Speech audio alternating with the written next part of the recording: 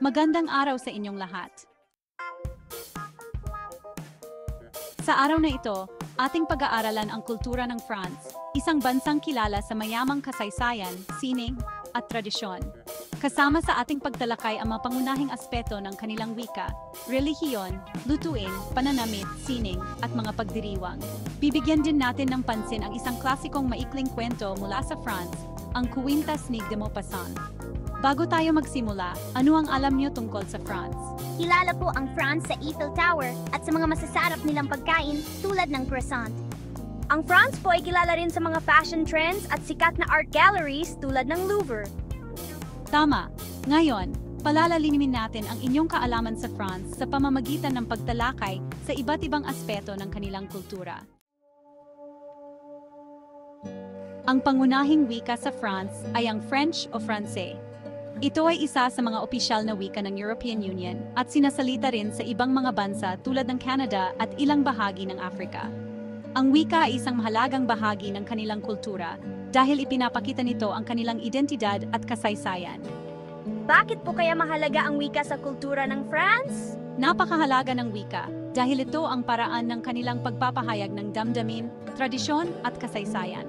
Sa pamamagitan ng kanilang wika, nagiging malinaw ang kanilang pagkaprinsipyong bansa sa larangan ng sining at panitikan. Ang pangunahing relihiyon sa France ay Kristyanismo, partikular na ang Katolisismo. Bagamat sekular na bansa ang France, malalim pa rin ang impluensya ng relihiyon sa kanilang mga tradisyon at pagdiriwang, tulad ng Pasko at Pasko ng Pagkabuhay. Mga lutuin. Isa sa pinakamahalagang aspeto ng kultura ng France ay ang kanilang mga pagkain o cuisine. Kilala sila sa mga masasarap na putahe tulad ng baguette, croissant, cheese at mga kakaibang pagkain tulad ng escargot o snails. Ang pagkain sa France ay hindi lamang bahagi ng pang-araw-araw na buhay, kundi isang uri ng sining na may kasamang disiplina at pagmamahal sa detalye. Pananamit. Ang pananamit sa France, lalo na sa Paris, ay kilala sa buong mundo bilang simbolo ng pagiging elegante at fashionable. Ang bansang ito ay sentro ng mga fashion trends at mga tanyag na fashion designers. Ang mga Pranses ay mahilig sa simpleng pananamit, ngunit malinis at klasiko, tulad ng mga blazers, scarves, at mga eleganteng sapatos. Sining. Ang France ay isa sa mga bansang may mayamang sining at kasaysayan. Kilala ito sa mga kilalang pintor tulad ni Claude Monet at Paul Cézanne at mga tanyag na museo tulad ng Louvre. Bukod sa pagpipinta, mahilig din ang mga Pranses sa theater, opera at architecture. Guro. Ngayon, dumako naman tayo sa mga pagdiriwang o piyesta. Isa sa mga kilalang pagdiriwang sa France ay ang Bastille Day, na ginugunita tuwing Hulyo 14. Ipinagdiriwang ito bilang simbolo ng pagkakaisa at kalayaan ng mga Pranses.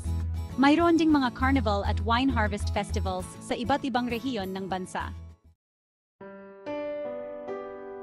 Maikling kuwento ang Kwintas ni Guy de Maupassant.